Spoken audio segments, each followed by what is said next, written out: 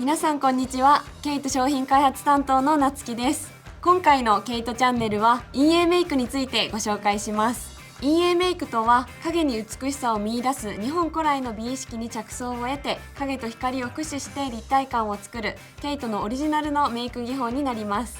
わかりやすくビフォーアフでどれだけの変化が出るか見てみてください。ここからは効果感を評価していただくために使用アイテムをご覧いただきながら一気にメイクしていきます。まず下地はこちらを使っていきます。ケイトポアレスキーパーフォアドライです。これは私の気になる毛穴にピタッとフィットしてくれて、上から重ねるファンデーションののりがすごく良くなるのでしっかりと塗っていきます。下地を塗ったらファンデーションを塗っていきます。使うのはこちらです。ケイトバーチャルスキンメーカー01番です。量はこれくらいです。ブラシで伸ばし密着させます。もっとカバー力が欲しいところにはさらに少量ずつ上から重ねます。このファンデーションはカバー力がすごく高いのでコンシーラーなしでもこんなに綺麗に隠せます。クマやくすみが気になるところにはケイトザアイカラーの限定色 M118 アイボリーも使っていきます。肌に馴染みやすいカラーのマットハイライトなのですごく自然にクマやくすみを飛ばしてくれます。次はアイブロウです。ケイトデザイニングアイブロウ 3D の EX5 番ブラウン系を使っていきます。アイブロウブラシを使ってこの濃いめの2色を混ぜ眉の形を作り、眉毛の隙間も埋めていきます。そのままノーズシャドウも描いていきます。この中間色と一番薄い色を付属のブラシの大きい方を使って眉頭から鼻にかけてと鼻先にしっかりと影を入れていきます。濃すぎず自然に影を描けます。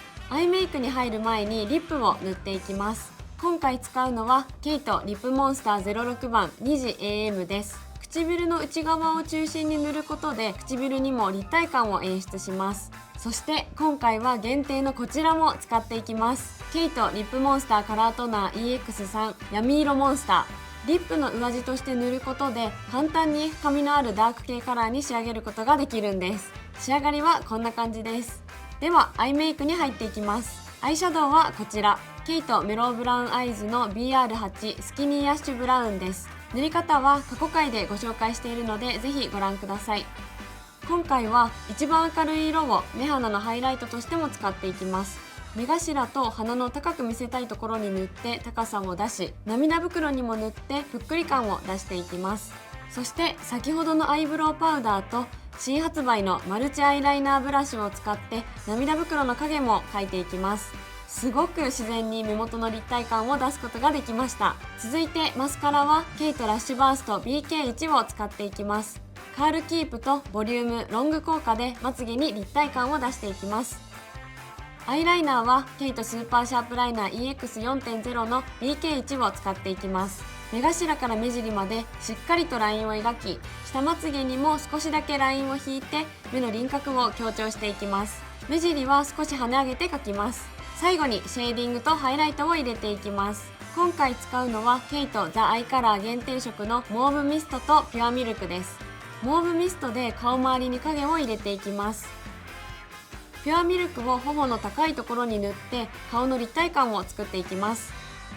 以上で陰影メイクの完成です。